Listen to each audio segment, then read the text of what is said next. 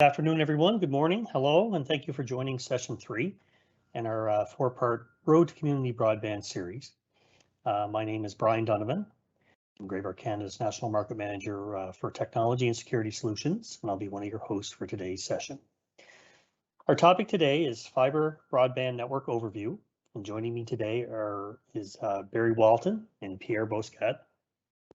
And before we get started, I'm just going to take a minute or two to introduce our presenters. So I'll start with Barry. Barry is a solutions architect with Corning. He has 44 years in the telecom industry and joined Corning 3 years ago. He's led fiber to the home deployments to over 100 communities in Canada.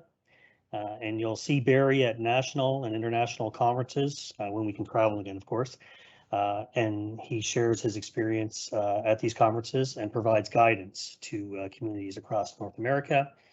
And he resides in New Brunswick, Canada. Our second presenter is Pierre Bousquet. Pierre is a regional sales director for DZS. DZS is a global provider of leading edge transport and enterprise communications platforms that enable the broadband world. Pierre has spent 30 years helping small to large service providers implement broadband networks across Canada. He holds a degree in engineering from École Polytechnique and has a certificate in marketing from McGill University. And Pierre lives in Montreal, Canada. So our presentation today should last about 40 minutes. We'll have time for Q&A using the Teams live chat feature at the end of our session. However, if you have any questions, you can post your question in the chat window at any time during the session. We'll do our best to answer them at the end. If we run out of time, we can't get through all your questions. We'll follow up. Our account manager will follow up with a scheduled time to discuss these a bit further. So at this point, I'm going to turn it over to Barry to start today's session. Well, thanks very much, Brian, for the introduction, and thanks to everybody for taking time out of their busy today to sit in on Pierre and I's presentation. And as Brian has alluded to, we're going to talk about broadband networks. And typically when I talk to folks, their eyes start to glaze over and would say, wow, this sounds complicated and so forth. So what I've got here is I've got a slide that depicts probably what a lot of folks on the call today would probably understand and what they see in their communities today. And I start off with a lot of people have a water system that basically they know in their community that we could say, yep, you can look up and there's more likely there's a water tower or a source of where you get your water from. Then from there, there's usually a large pipe, leaves that location, goes to a pumping station or a water treatment location. Then leaving that location, heading out to the various neighborhoods and so forth, you have larger pipes that may get to another pumping station where they increase the pressure, move things along in terms of the water flow, and then leaving that location, smaller pipes, and eventually even smaller pipes that connect up the home. And inside the home, you have various devices that use the water heaters, washing machines, sinks, all of that. So when you think of that, you can start thinking about a fiber broadband network, and there's a lot of similarities. So from a fiber broadband network, if you look to the bottom left, you have a data center, and that's like what you would hear. You hear the folks like Facebook, Google, they would have large data centers where the internet traffic or the content comes from. And typically there are large pipes that leave those locations and arrive into the various communities. And in the various communities, if you look at the locations and so on, you'll see typically a telephone office that's been there since the turn of times, and it's usually a brick building.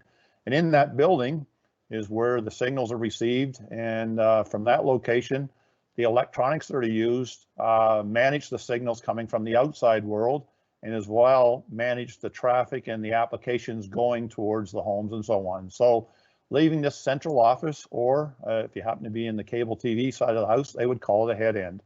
So leaving this location, you would have a large feeder cable, again, similar to the water pipe scenario.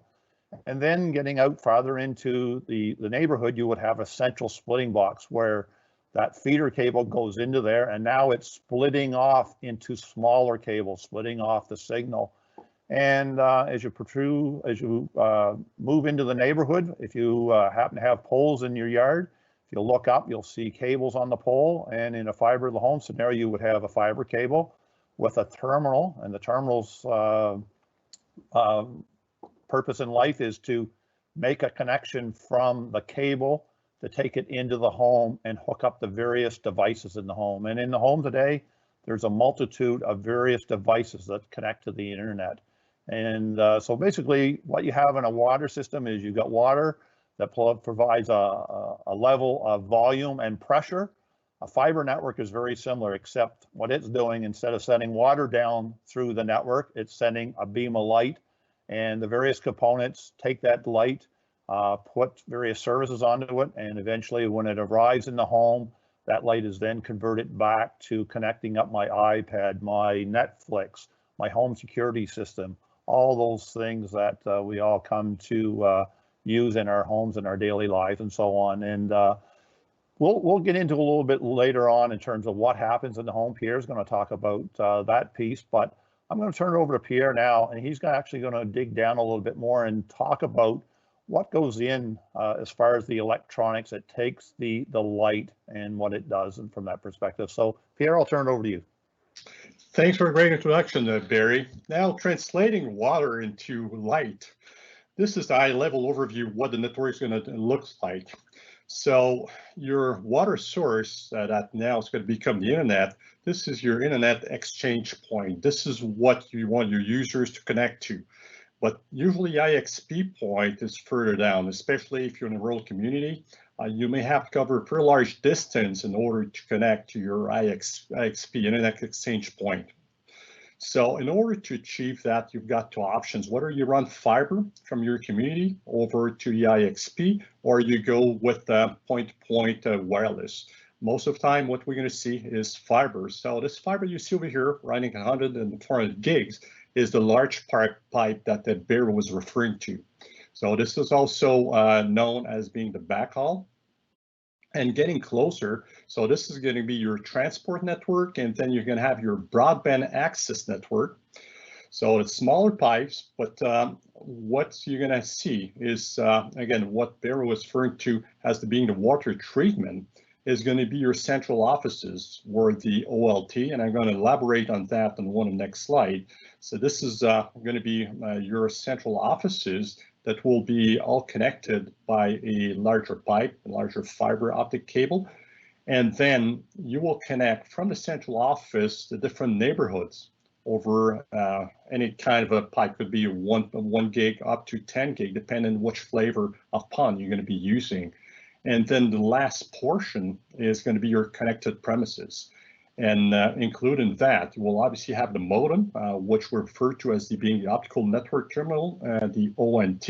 You may have a home gateway, you may have some wireless access point and set-top boxes. Depending on the services that you will be delivering, you will need certain sets of connected premises equipment.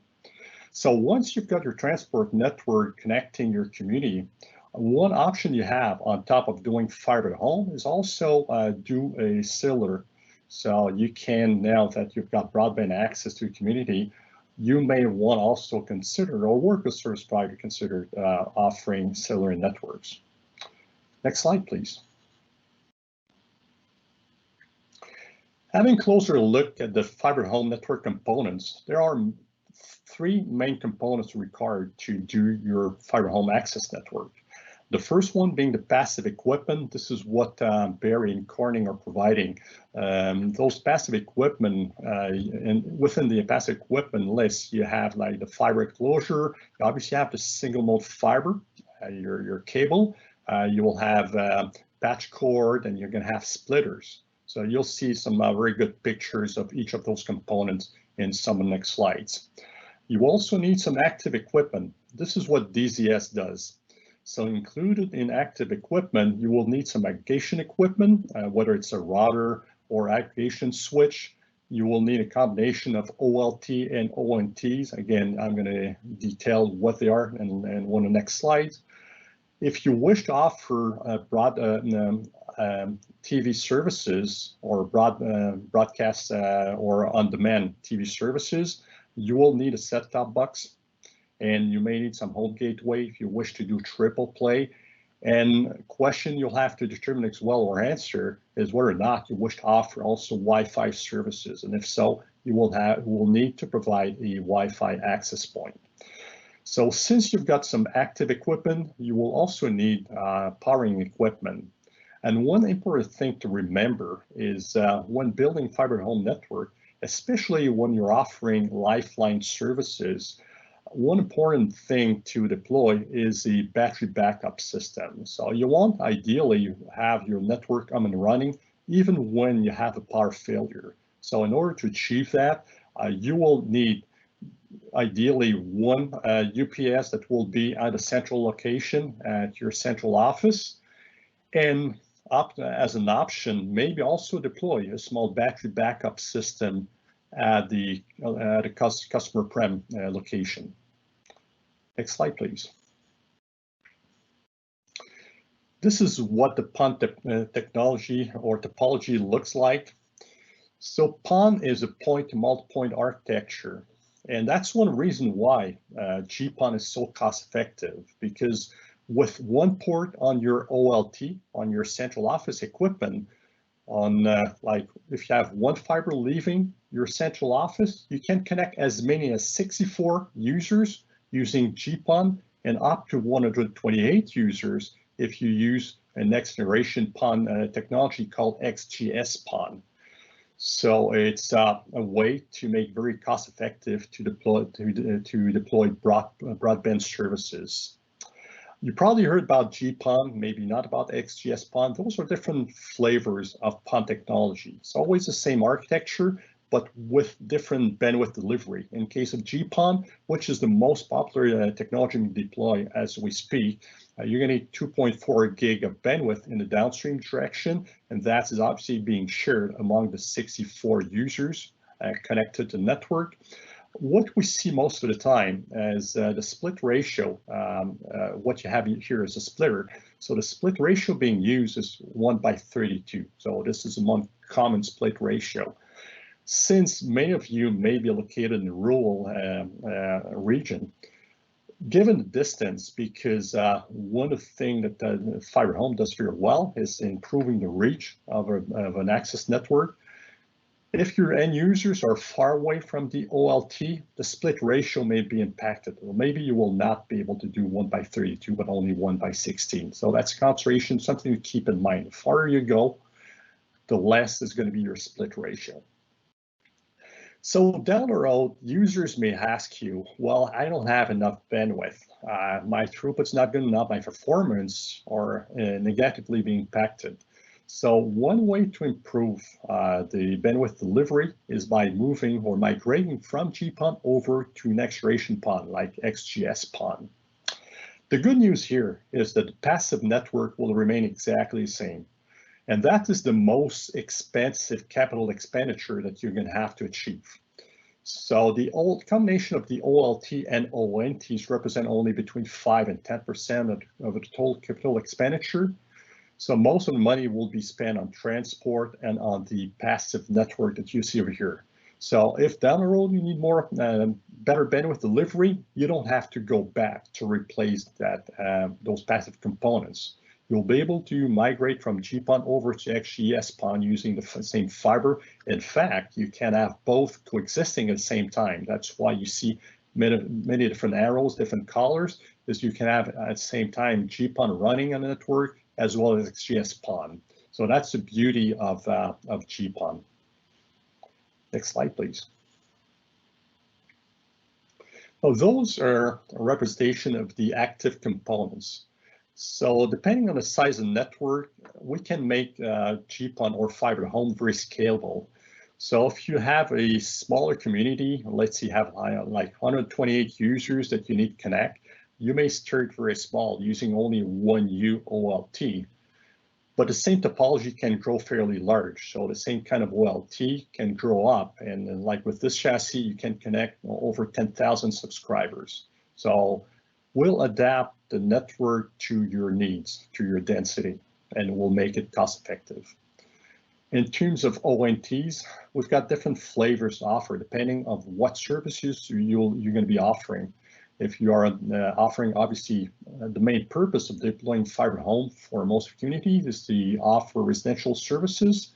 So those ONTs can deliver Wi-Fi capable or Wi-Fi services, phone services, analog and digital videos, and obviously high-speed internet access. But something to keep in mind in order to have a better business case is you have to think about the business services as well. So all the business of region can really benefit of having the new fiber home network to connect and offering them broadband services. But the business services may be different than they are for residential. So that's why we've got different form factor to adapt to the specific needs of the business users. Next slide, please. So there's different way to deploy the OLT, optical line terminal. If you have an existing building and you have some space, it might be ideal to install that equipment inside the existing building. If you don't have an existing building, instead of having to build one of the options would be to use a remote cabinet. Now, this is like a ceiling closure that you see all the time. So we can very well deploy and connect, thousands of subscribers from a cabinet like the one you see over here. And the business, the different services being delivered from those 2 points of presence would be the following. So if you want to do triple play for residential services, you can very well do voice data and video services. And here are the business services that you can also offer from that infrastructure. Moving to the next slide, please. This is what the equipment layout is going to look like. I've mentioned earlier that you're going to have 3 types of equipment: the passive gears, the active equipment, and the powering equipment. And this is what it's going to look like, whether they're being deployed in a central office, in a rack, or inside a remote cabinet. You will see the exact same thing. So at the bottom, that's going to be your powering equipment. What you may want to keep in mind, depending on the number of users you'll be connecting, you may want to have your network fully redundant. So this is what I'm showing you here. In the powering equipment, you see different modules. So maybe one module will be good enough to power up the OLT, the active gear you see here. But in this case, we've made it fully redundant. We've added second. So if there's a failure, we keep powering up the OLT. And the same thing goes with the OLT. So your active equipment can also, you have the option to make it redundant. So this is what we see over here. So we've got redundant opt-in carriers. So it's a consideration for you to determine, do I want my network to be fully redundant or not? And what you see at the top are the passive equipment. That includes a patch panel, patch cord, and possibly the splitters as well. And this is what Barry is going to elaborate on the next slide. So where are we going to be positioned the splitters? So back to you, Barry. All right, thank you, Pierre. And I'm going to drill down a little bit and talk about some of the architectures as well, and really around splitting. As Pierre has alluded to, GPON 1x32 split probably worldwide is the standard of choice for most operators. And there's a whole bunch of reasons why they went with that. But there are other split ratios based on various business needs that we in the industry work with various clients on. So let's talk about what I call, which was the traditional fiber to the home network, probably back in the early 2000s, where you would have had some of the early adopters in the US that would have been deploying fiber to the home, and they would have been going with what they call a point-to-point network. And what that really means is they had no splitters. So basically, they were running fibers from homes all the way back to the central office or the head end. And kind of the graphics explain a little bit about some of the attributes of that design. Number one was it was very expensive. A lot of fiber, a lot of OLT ports required to support that, because it would be one fiber per customer, one fiber connecting to one OLT port. So when you look at the cost, it was very expensive. It was simple to operate, and that's one of the things that you'll hear us talk about a lot is when making choices on various architectures, you got to think about how am I going to operate it. And what I've learned in the industry, I've been in telco for over 40 years now, and what I've learned from my past is the more the complex the network is, the more risk you put on the customer experience, because it's harder to provision the service, it's harder to troubleshoot it. So it adds a little bit of complexity. The home run network from a repairability is not too bad in terms of when you look at the tools. It's basically a 2 from that point of view. So moving to the right, we talk about the centralized split. And again, this is what we've been talking along so far. From a cost perspective, it's less cost than a home run, a little bit more complex to operate, a lot more easier to repair. And one of the reasons why it's easier to repair is because partway out, you've got the central splitting point box location, and that's really becomes a test point that you can test back and forth from. And as well, if I happen to have a fiber that goes bad, I can make a change very quickly at that box location. So from a repair point of view, it is a lot simpler to repair. So that's a centralized split. And as well, when one thing that I did miss is the indicator of time. It takes a little bit, it's a little bit longer to build it out. Now, the bottom left hand is what we call a distributed split. And this one is really about moving the splitters and not going with cabinets. So instead of having a centralized location where you have a cabinet on a pole or on a pedestal, the splitters in this case are actually in splice cases. That would be either in the ground or could be up in the air if you have an aerial deployment, and it would be spliced in. As well, what happens in this case, it's a lot less fiber than a centralized split. However, there are some trade-offs in this one. Obviously, it's cheaper, but when you start looking at the operations side, it's a lot more complex to operate because I've got different elements that I need to manage and inventory. From a speed point of view, it's a lot faster than a centralized split. However, the complexity to repair and the time to repair is a lot longer. So again, it's another option, another tool in the toolbox to consider. And then the next one we've got is what we call a distributed tap, where basically we are building a network that is a lot quicker again, a lot less fiber again, smaller cables. So that equals a less cost, a lot more complex from an operations point of view to operate and maintain the network. And the repairability is a lot more complex from that point of view. So those are some of the things that to consider. And with the distributed split and distributed tap, the other thing that is not shown clearly is that those are skinny fiber networks. So they don't leave you a lot of room to grow the network. So if by chance, if you build out a network in your community using one of these architectures, you got to know going in that if you have additional requirements for additional fiber because maybe a new shopping mall or a new housing development, or maybe it's a farm that's been subdivided and there's more homes going in there now, that you're probably going to have to run more cable because, again, both of these architectures are really about reducing your front end cost and going with what I call a very skinny access network. So that's the various options. And again, I always suggest to people, consider each of the pros and cons of these when you're making your decisions on what's best for you in terms of what you can afford. And again, the longevity of the network. So next slide, Brian, thanks. So let's talk a little bit about the cabling itself. And as Pierre alluded to, Corning, we're all about the folks that have invented basically the fiber optic cable and the glass today. Actually, it's our 50th anniversary of inventing low loss fiber that is basically the backbone of all the fiber networks for the most part that you see that are taking place. We've got a sizable market in terms of what we're providing.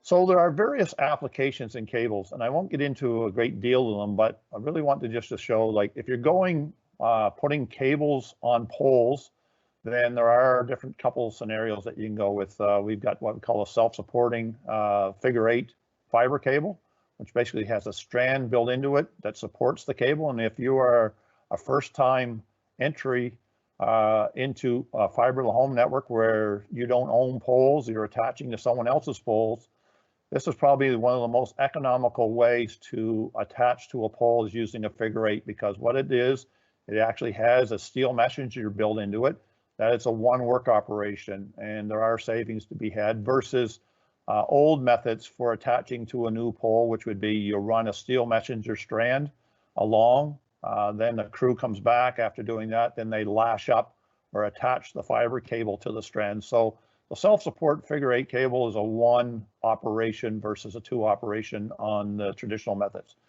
The other cable we have is what we call a self-supporting ADSS cable, and traditionally these are used in the network for what I would call the middle mile network, bringing fiber into a community. So basically what Pierre was alluding to earlier about the transport fiber. When it comes to going into the ground, there are a whole different series of cables that you can go with. So again, what we're talking about there is that you'll see probably over the last 10 or so years, you'd see crews working maybe burying cables in cities and so on, and you'll see large orange pipes. And basically what they're doing is providing a pathway or a place to place a fiber cable. So again, at Corning, we've got different size cables that go into that. There are cases as well in Canada where you may choose to direct bury a cable. In this case would be you would plow it in. And this is the way that a lot of copper cables were installed in the early days back in the 40s and the 50s, that in the rural areas where a cable plow works good, you'll see a tractor running alongside the road and they're basically cutting a trench and laying the cable in. And again, for those instances where you're choosing to plow in cables, there are specific cables that are designed to be robust to not have the mechanical protection around them of a pipe. So that is another scenario, and again, things to think about if you're considering burying cables. The last one that we hear a lot about in cities and so on is what we call microducting. And basically they're going down a street, cutting a small slot in the asphalt, and they're stacking in a very small series of conduits, and what we call microducts. And with microducts, a couple things happen. One is the ducts are very small, the pathway or the trench that you're cutting is very small, and with that, you need small cables to go into there. So again, at Corning, we've got various size cables that support that kind of deployment. Brian, next slide, please. So another thing that we have at Corning is what we call a pre-connectorized cable. A lot of the cables I showed you on the previous slide, there's a component of labor. You need to splice each of those fibers through. And what I continue to see is there is a demand to say, listen, we need to build networks quick. How do we do that and reduce the labor? So this is what we call a FlexNAP solution, where the cable that you'll see on the top is built in a factory, and out of it, the bottom of the little blimp that you see on the cable that has Corning on it is what we call a tether. And that is all pre-done in a factory, and it is a hardened connector, and a hardened connector is a connector that will withstand the elements. And then when you need to add a terminal or a point where you can connect a home, you plug it in. So for an example, to splice in a terminal on a traditional cable, you can be anywhere upwards of 4 hours. To plug in a terminal, you're within a couple minutes. So it really reduces the amount of labor, and things that we would see in the industry based on having deployed this since the early 2000s is it enables to reduce that labor component.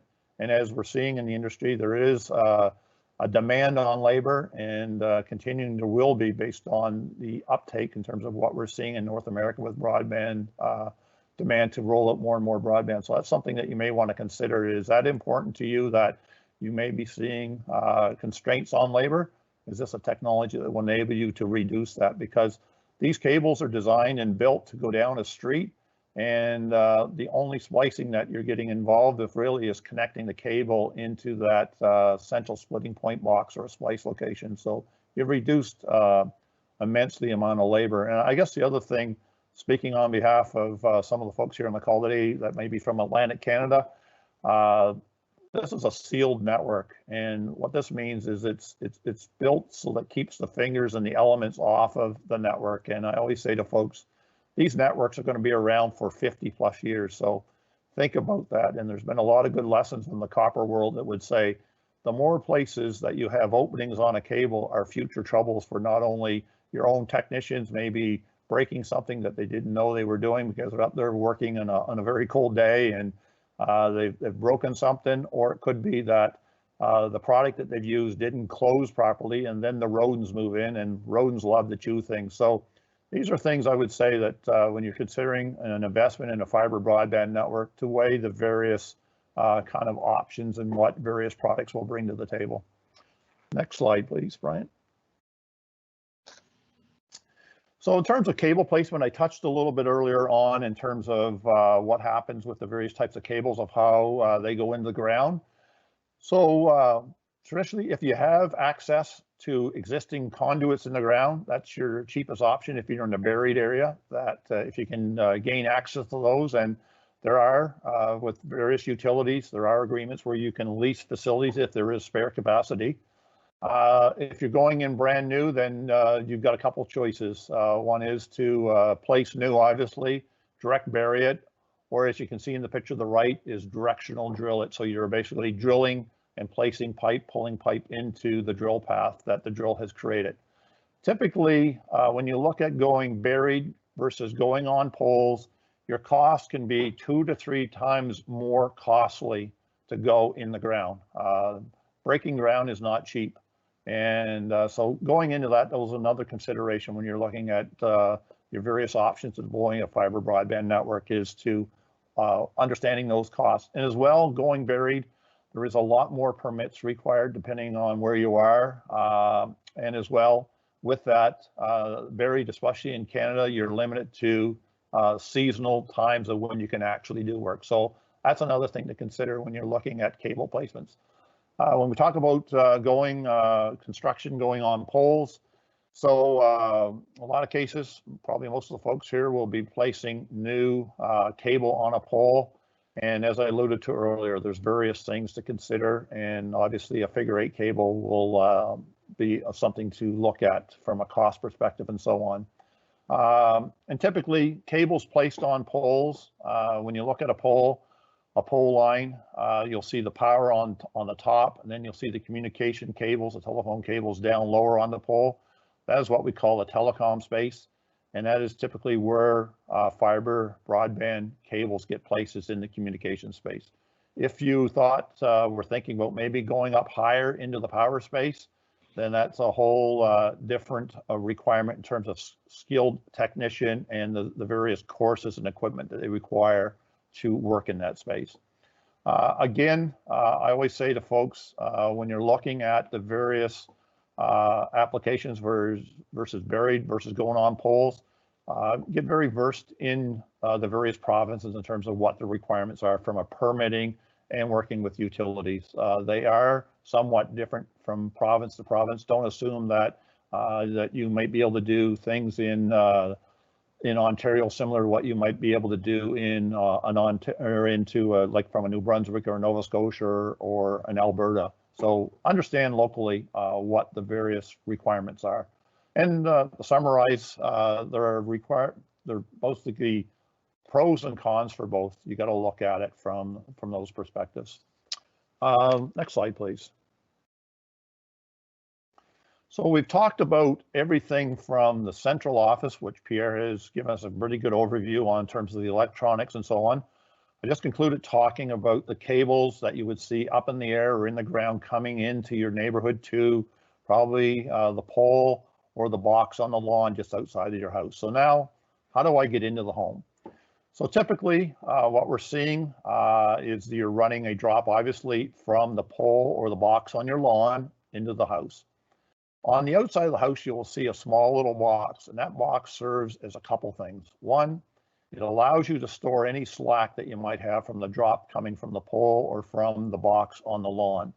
As well, it creates a test point, because in this box, you will terminate through a connector into another connector that will mate up the fiber that will leave this box to go inside the home and possibly go to a wall jack that the fiber will terminate on, similar to what you'd have in a telephone jack today. You look at your house today, you would have a telephone jack that your phone plugs into. Well, very similar setup in terms of how we would get from the outside of the house. They call it a NID, I call it a slack wire box, but again, having that on the outside of the house is your transition to get from outside to in, using again another fiber inside drop to get from there to the jack or to the ONT. So that's how we get the light all the way to the house. So now it's ready for Pierre's technology now to fire up the light and do the connectivity to the various devices in your home. So without further ado, Pierre, you're up. Barry, thanks for having us connected to the customer premise. Now that we have this house connected, how do we connect the applications inside a house? And this is how we can do it. So depending on what services you're going to be offering, first, well, you obviously have to power up the ONT. So the way to do it, you can have a direct AC power connection. A better option would be to also have, as I mentioned earlier, a small battery backup. So if you're under power failures, you will be able to keep operating your network. And then you can decide to offer voice services. Those two ports are being used to connect plain old telephone systems. So you can have up to 2 different phone numbers connected to those ports. And then one decision you have to make is whether or not you're going to be offering Wi-Fi services. So if you do want to offer Wi-Fi, one possible option is to have the wireless access point being built in the ONT. If you decide not to do that and let a customer decide to deploy their own wireless access points, the way to have them connected is through a wired connection. So in this case, you see 8 Ethernet jacks. So what you're allowed to use them for is to connect, whether it's a wireless access point, as you see over here, you can connect an IP telephone set, you can connect a laptop or any PCs. You can also connect a TV set. If you want to use over-the-top broadcast video, things like Google services or Apple TV, then you can have them wired directly onto the ONT. Moving to the next slide. So I've mentioned earlier, you have to make a decision whether or not you wish to deploy Wi-Fi. And the considerations will be, first, how many employees do I have to support the users? So, and complexity will increase by the number of services you wish to offer. So if you have a small network, a small NOC, network operating center, and not many technicians to take telephone calls from users, you may want to limit your service offering to simply offer high-speed internet access. If you wish to be a full service provider, then you can definitely deploy triple play, as mentioned earlier, but then you have to be better equipped to support customers. And that would mean having all the right software and piece of equipment. Starting first, if we look at specifically at Wi-Fi services, now how will I ensure that I've got full coverage? Those ONTs with the built-in Wi-Fi access point will typically be installed very often right by the NID in the basement. And that's not an ideal location to ensure a full coverage in terms of Wi-Fi inside your home. So what you have to do then is to be able to connect other access points across your house to be sure that you're going to get complete coverage. This is what we call a mesh unit. The mesh unit can be wired to the ONT, or we could also have a Wi-Fi connection to the ONT as well. So we've got 2 options. It's very flexible. So what the mesh unit does, it offers, it does in fact repeating, it's a repeater. So it will simply increase the reach of your Wi-Fi service. So now that you've got, you've been achieved full coverage, one thing that you will realize, and based on past experience we had working, doing multiple deployments, is over half of the service calls you're going to get will be related to Wi-Fi issues. So in order to avoid truck rolls, because truck rolls are very expensive, so you don't want to have a technician going on site to try to troubleshoot. You want to make sure you have all right tools in order to be able to remotely troubleshoot a network, and moreover, to even be more proactive about it. So you want to have indications that the network is starting to fail, whether it's a matter of not having enough bandwidth delivery to the subscriber, or having some issues with Wi-Fi.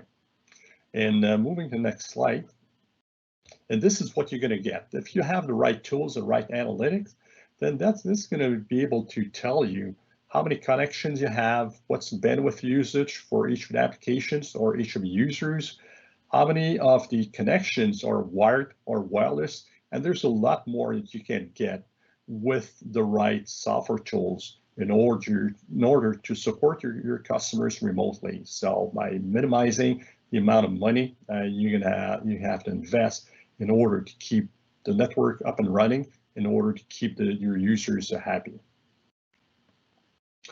I think that's it for a presentation. So we're ready now to take questions. So if you want to, I think you have the option to type questions. So Barry and I will be happy to answer any questions you may have. All right, thank you guys. That was great. You made my job really easy today. You did all the slide transitions together, which is awesome. We do have a few questions. So I do want to mention that this seminar is recorded today, this session. We will provide it to the attendees in a follow-up link, as well as some resources and assets you can use based on the topics discussed today.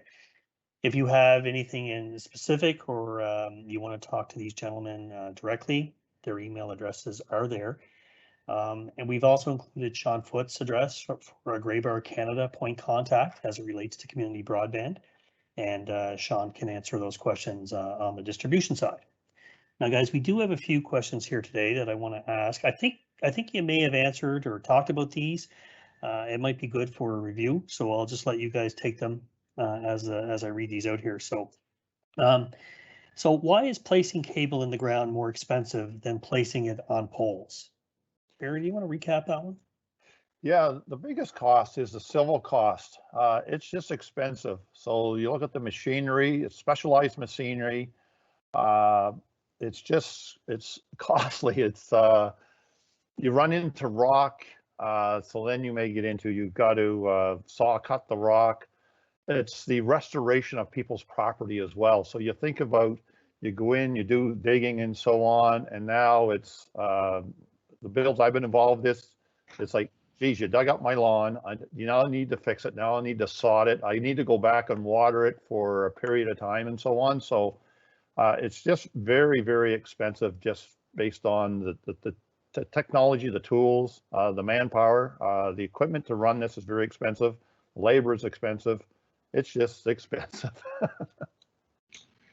Another problem you may run into in terms of cost is finding resources to do it. So having people that have the skill set and have the equipment to do underground deployment, you'll see that may not be as easy as doing aerial. That's actually a great segue, Pierre, because that really gets into our next question. So with all of the recent broadband funding announcements in North America, what does the availability of trained resources look like to meet this demand? Who wants to tackle that one? Yeah, I'll address it a couple ways. I sit on the Fibre Broadband Association, and we're actually working with community colleges in the U.S. to develop a training program just for this. We would say, based on estimates and projections of the investments, both from the governments on the federal side, both in the U.S. and Canada, that there's going to be a high demand for labor, and so we're looking to do kind of help train additional folks on that. And is definitely something that I think everybody's talking about, is some of the constraints on labor, is finding trained resources that can do the work. And again, it goes back to some of the things that we talked about earlier on the various technologies.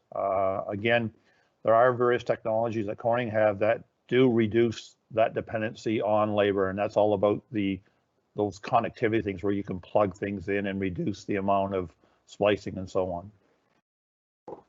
And I would add to it that before you start deploying, you have to first plan a network. You have to design it. And having access to engineering firms and consultants to help you do that, given the high number of projects right now with the UBF fund, those resources are scarce. In terms of deploying the equipment, is not that bad. So our company like DZS, we can provide help. So whether it's remote assistance will help you configure, or even on-site assistance. So turning up the network is something that the vendors can do. Obviously, the engineers can do as well, and we'll have your people trained. So when doing the initial system turn up, will have your people trained so they can become fully autonomous, not only managing, but also configuring or adding more users to the network. Great, thanks, guys. So here's another question. So this is really to do with speed offerings. We tend to measure, I guess, or discuss a lot about what's happening in Canada. So the question is, what are you seeing with speed offerings in the US? That's a really good question. And I work probably, let's say 75% of my time in the US, and it's amazing like the clients that we're working with that are offering a gig service for $69.95 for life. And basically they're saying, hey, it's locked in for $69.95, and unless you move or something happens, like, it's very interesting in terms of what we're seeing. So that's on the gig side. And I think now in the US, 40% of the homes that are passed and served with fiber to the home are taking gig service. So it's pretty interesting. Now, to make it even a little bit more interesting, I've got clients now that are offering 10 gig to the home for less than $200. And I say to myself that having worked on the business case for fiber to the home back in the late 2000s, I would have said, you know, there will be an incremental move in speeds. And all of a sudden we're from 1 gig to 10 gig. And I'm saying, what happened to 2, 5, and 7? And people are just jumping right to going to the 10 gig. So what they're using it all for, it's kind of interesting. And I know one of the customers that I deal with, I asked them, like, what's your number one trouble with a gig customer? And they said their number one trouble is that they're not getting their speed, they're not getting their gig. And as Pierre talked about managing Wi-Fi and so on, this particular customer would say, thank goodness that we are managing their Wi-Fi, because very quickly we go in and look at their Wi-Fi and they've got 20 connections nailed up, and it's like, okay, start disconnecting some of these things, and all of a sudden they got a gig. If they didn't have that capability, more than likely they'd be rolling a truck out there only to find out, listen, you got all these things plugged in. So I think one thing you've got to keep in mind is where we come from. So most of the new communities will be connecting. Today, what they have is anywhere between 1 and 5 meg, and providing 10, 20, 50 meg will be a huge improvement for them. So with GPON, this is easy to provide. And as I mentioned earlier, providing more bandwidth down the road is fairly easy to do. So bandwidth delivery is not something you should be worried about, because whatever you're going to be able to deploy with fiber to home, with the new infrastructure, even if you're using basic GPON, not XGS-PON, will be a great improvement over what's being offered today. And migration, more bandwidth will remain possible, and it can be easy to achieve. So that being said, we hear offerings like mainly in major communities like up to 1 gig. There seems to be a marketing war between the service providers in order to deliver more bandwidth. But in reality, the bandwidth that you need may not be that much. So I've been using a 12 meg connection for years until recently, and I could meet all that my needs, including working from home and so on. So what's going to be important to do is be able to scale. And one important component that you can have considered, and where most of the costs will probably rely, is the connectivity. What Barry referred to earlier to the big pipe. What is it going to cost you in order to deliver that bandwidth to your community? For the broadband access, once in the community, you've got plenty of space to deliver bandwidth. Okay, great. Thank you, guys. So there was more questions around the Wi-Fi management, and I guess it's really determined with the popularity of Wi-Fi management. Pierre, are you seeing this as kind of not a want now, but more of a need from communities and service providers that management is kind of a must? Oh yeah, absolutely. So as mentioned earlier, well, I think Wi-Fi is an essential service, and it's important to be able to properly manage it. And to do so, you need to have the right tools. So, and that's why management software like the ACS service, the RS069. So there's all kind of options available, whether being provided by the vendor or as an external software components.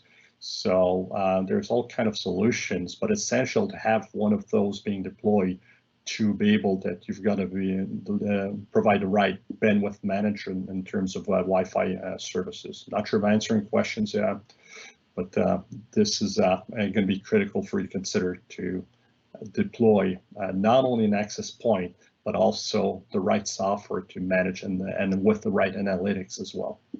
Great, thank you. So Brian, on that as well, what I've seen some service providers doing is on the managed Wi-Fi at the home level, they're actually monetizing it. So they're saying like for $2-3 a month, we'll manage it. So when you look at the revenue opportunities, it's a good revenue opportunity as well. And as well, as I alluded to in my story earlier, it saves truck rolls and it really helps with that customer experience of what's going on within the home. So it's the dynamics are definitely changing, because I know several years ago when I looked at it was, well, we really don't want to get into managing people's Wi-Fi, but now it's becoming more of a necessity of being to provide that experience. And as well, if you can monetize it as well, get $2 or $3 a month, well, you got additional revenue coming in based on your investment. Okay, great, thank you. So a couple more here. This goes back to architecture of the fiber plant. The simplicity of the home run from a troubleshooting perspective seems appealing. What is the approximate difference in cost doing home run versus distribute? I'm not sure if I have a number. All I can say that it's a fair amount more expensive because there's a lot more labor, because you got a lot more fibers to splice, you got a lot bigger cables to place. You have a lot more what I call termination locations, where you need to terminate the fibers inside the central office. And then on Pierre's side, you would need a lot more ports. So I'm not sure if I could give you a number, but it's a lot more expensive. And that becomes what's, I think, why the industry has shifted. We don't see a great deal of point-to-point networks for fiber to the home as what we would have seen in the early days. It's a compelling story that says it's a real cost challenge. Yeah, the few customers we had that were using point-to-point, or what we refer to as active Ethernet, after a period of time, in order to remain competitive, they've decided to move over to point-to-multipoint, being GPON or XGS-PON. So yes, there's a huge cost impact by being point-to-point. But one thing you may consider is still being point-to-point, and that's something that Barry alluded on earlier, that you can still have a home run topology without having each fiber connected directly onto the OLT. So you can have the splitter in a central office and still have home run and still gain many of the benefits of using a home run topology without having to use active Ethernet on the OLT side. This way, it's going to be a lesser impact on your cost. Okay, thank you. The last question, and I guess you could probably interpret this a couple of ways. Maybe it doesn't really say, it could be labor or cost. What percentage of installing a fiber network is cable versus installation? So I don't know if the person is looking for a cost there or labor, or I'm not really sure of it.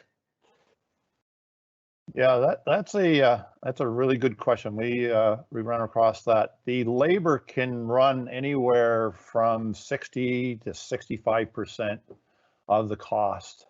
And then from there, you break down your costs on your access costs and your electronics costs. But the biggest piece is the labor cost. And again, it comes down to on the access solution, on the fiber solution, what you choose in terms of those various architectures. That will vary, but definitely labor is the biggest component. So that's when you look at some of the things I was suggesting earlier of how you can reduce that labor, there are levers that you can pull based on architectures and products that will reduce those costs. Good stuff. All right, that's the end of our questions. It's actually a great question to segue into session 4, which we'll be hosting on June the 29th at the same time. The topic is planning for a smooth build and construction considerations. We'll have 3 presenters talking about what that would look like, and maybe we'll address more of those questions a little bit more in detail. Again, if you have any questions on today's session, you can follow up with the our presenter's coordinates on the screen, or drop us an email to Sean. Sean will get you in touch with whoever or whatever point you are in your build that you need to have a little bit of assistance on. And I guess that wraps it up for today, gentlemen. Thank you very much for your knowledge. Thank you, Brian. It was a pleasure to be here today. Yeah, thanks very much, Brian, and thanks, Pierre, and to the audience. I hope you found the session today beneficial. Feel free to reach out to us. Obviously, we've got a lot of experience in this, and if we can answer your questions, well, that's what we're here for. Great. Thanks again, guys. Have a great day, everyone. Thank you. Bye for now.